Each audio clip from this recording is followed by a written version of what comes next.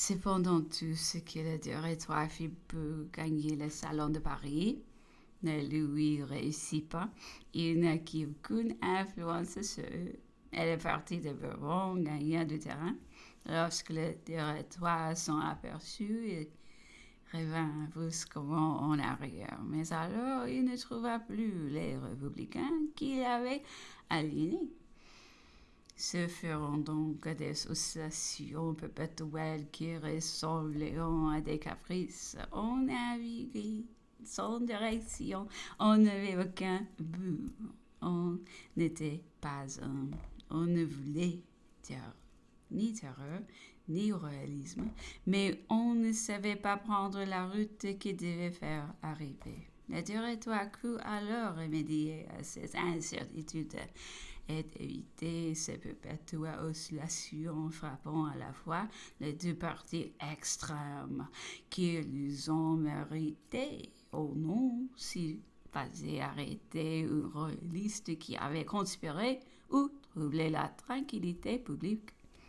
Il faisait au même instant arrêter un républicain n'eût rien fait. Ce système s'appela la bascule politique. L'injustice et la fausseté de ce système discrédita le gouvernement. Tous les âmes se resserreront. Ce fut un gouvernement de plomb. Tous les sentiments vrais et généreux feront contre le directoire.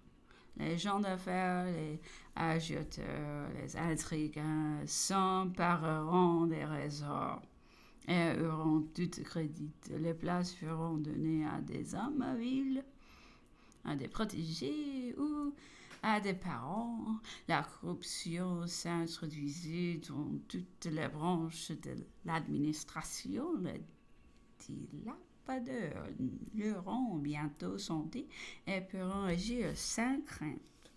Les affaires étrangères, les armées, les finances, l'intérieur, tout se ressentit dans un système aussi vicieux.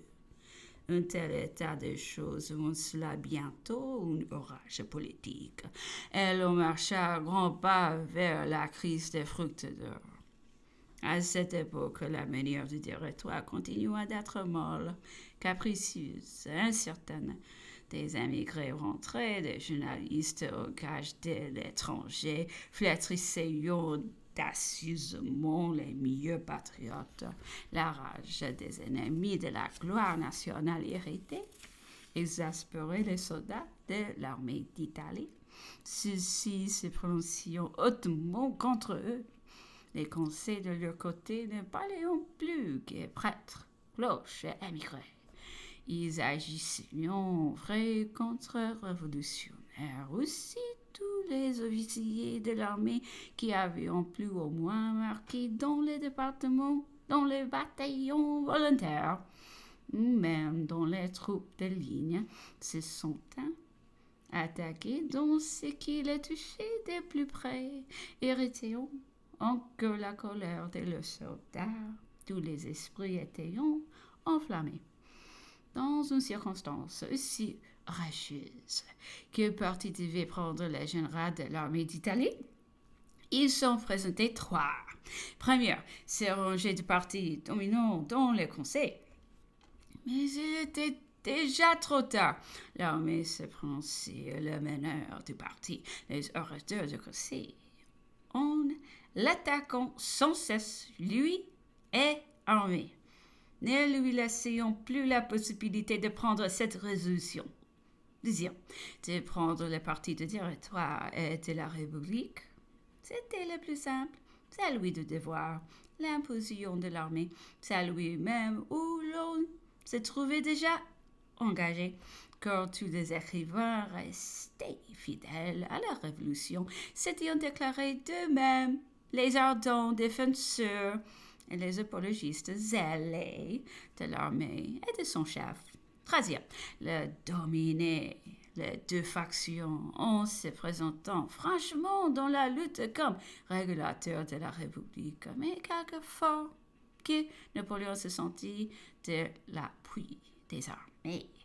Quelque crédité qu'il fut en France, Il ne pensait pas qu'il fût encore dans l'esprit du temps, ni dans l'opinion publique de lui permettre une marche aussi audacieuse. Et d'ailleurs, quand ce troisième parti eut été son but secret, il ne peut y arriver immédiatement et sans avoir eu préalable à épouser à deux partis qui se partageaient en ce moment l'arène politique.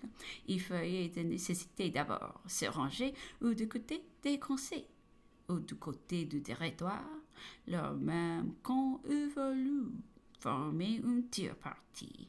Ainsi, les trois partis à prendre le troisième pour son exécution entraient dans l'un des deux premiers depuis le renouvellement des conseils et l'attaque déjà formée par eux contre Napoléon. L'un des deux autres, le premier, lui, était absolument interdit.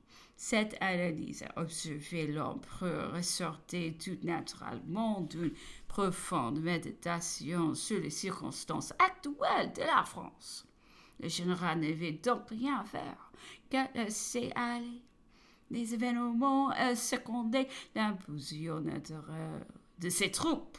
De là, l'adresse de l'armée d'Italie et le fameux ordre du jour de son général. « Soldats, je le sais, disait-il, votre cœur est plein d'angoisse sur le malheur de la patrie, mais si les armées de l'étranger pouvaient l'emporter, nous volerions du sommet des Alpes.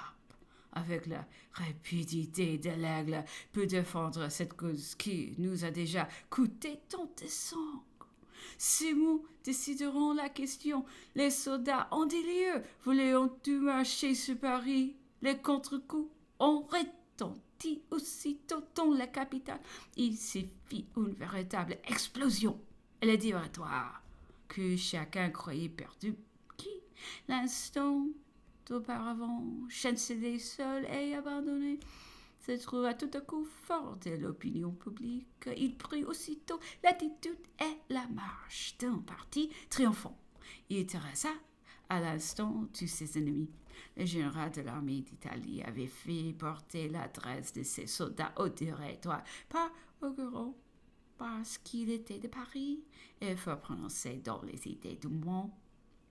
Cependant, les politiques du temps, elles se demanderont qu'aurait fait Napoléon si le Conseil lui ont importé si cette faction qui fut vaincue avait au contraire culbuté le territoire. Dans ce cas, il paraît qu'il était décidé à marcher sur Lyon et Mireballes avec 15 000 hommes. Là, se faisant aussitôt rallier à lui tous les républicains du Midi et de la Bourgogne. Les conseils victorieux n'auraient pas été 3 ou 4 jours sans se diviser violemment, car si ses membres étaient uniformes dans leur marche contre les territoires, on savait qu'ils étaient loin de l'être dans les bouts ultérieurs qui se proposaient. Les manœuvres telles des Pichegru, Colombe et autres, vendus à l'étranger, poussés au violent réalisme et à la contre-révolution, tandis que Carnot et les autres voulaient des résultats tout à fait contraires. La confusion et l'anarchie nous ont donc pas manqué d'être aussitôt dans l'état. Alors toutes les classes des toutes les factions auraient vu avec plaisir dans Napoléon un gré de salut, un point de ralliement, seul propre à sauver tout à la fois, et de la terreur royale et de la terreur démagogique.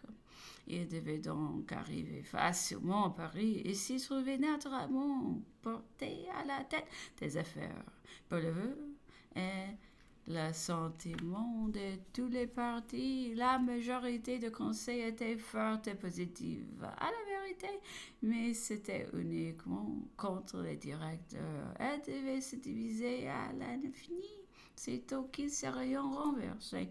Le choix des 3 nouveaux directeurs venant à mettre au grand jour la véritable intention de mesure de la contre-révolution, La monstrosité des citoyens, dans leur froid ayant s'est précipitée vers Napoléon, déployant leur flamme nationale, car les vrais contre-révolutionnaires étaient en fait en petit nombre, et leurs prétentions trop ridicules et trop absurdes. Tout oublié devant Napoléon, le temps appelé César ou Cromwell. Il marchait avec une religion, il partit dont les idées étaient fixes et populaires. Il était maître de ses soldats. Les caisses de l'armée étaient pleines. Il possédait tous les autres moyens propres à s'assurer leur constance et leur fidélité.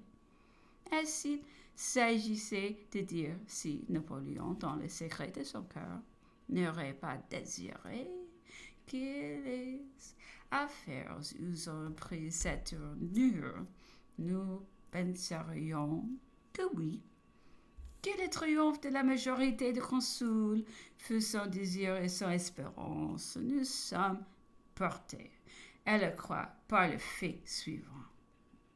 C'est que dans le moment de la crise entre les deux factions, un arrêté secret signé des 3 membres composant le parti du territoire lui demanda 3 millions pour soutenir l'attaque des conseils et que Napoléon, sous divers prétextes, ne les envoya pas.